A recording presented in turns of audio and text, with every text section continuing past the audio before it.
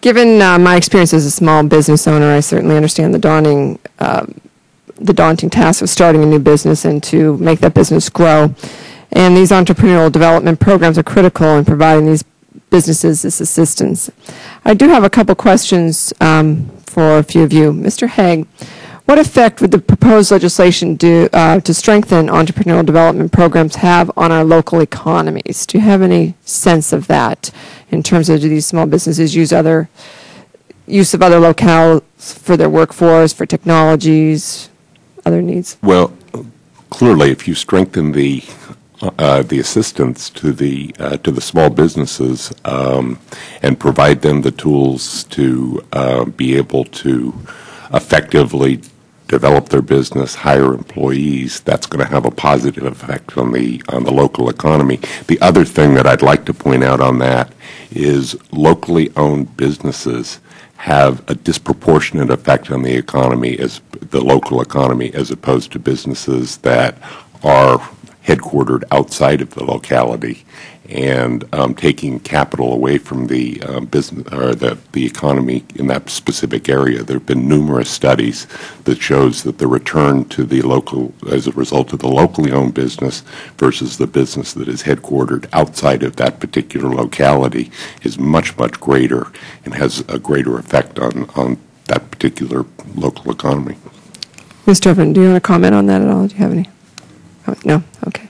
Mr. Brown, you showed your map, and there was, I think there was 5 locations for your Veterans Business Outreach Centers, one of them in my state of Pennsylvania, but it's still an hour drive from my district, and obviously the whole western part of the country, I think, from your viewing of your map, looked pretty empty.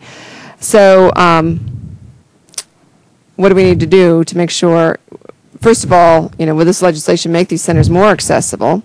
And if not, how do we need to change that? And also, what do you see as the needs going into the future here? Thank you for the question, Congresswoman.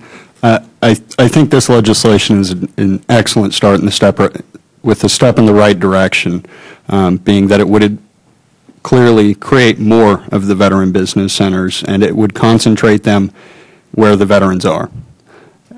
By basing a priority of application for the centers that have a higher than the median for the respective veterans, veterans at large, and then OEF, OIF veterans specifically. Geographically, I think that is really one of the big things hurting us. I have veterans call me that are interested in going into small business. They're looking for resources, and I'm over here praying that they're near one of these 8 veteran business centers because they've really done a good job. So I think it's a step in the right direction. I think what we're looking to do is duplicate something that's working, which is, I think, a good way to start. And does that answer your question? Yes, thank you. Sorry, thank you. Ms. Dorfman, in 2004 survey, members of the National Association of Women Business Owners cited as their top concerns business marketing and business growth. How can the legislation that we're looking at assist women-owned firms in expanding their market despite the current economic downturn? Well, I think the program's focused, when you get into the small business development centers and the other programs out there, that the focus of making sure that their needs in terms of business growth, whether it be marketing or, in our case, when we did our survey door to door, it was really access to federal contracts and access to capital and access to affordable health care that are key. And all these components, I think, start that process.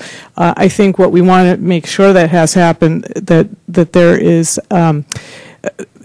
make sure there's a quality to the programs, that it is consistent. So when you walk into one SBDC or Women's Business Development Center or any of the centers, that's going to be the same across the United States, that there's not a disparity where one, you might get better quality service in one locale than another. So I think those are some of the key things. Thank you. I yield back.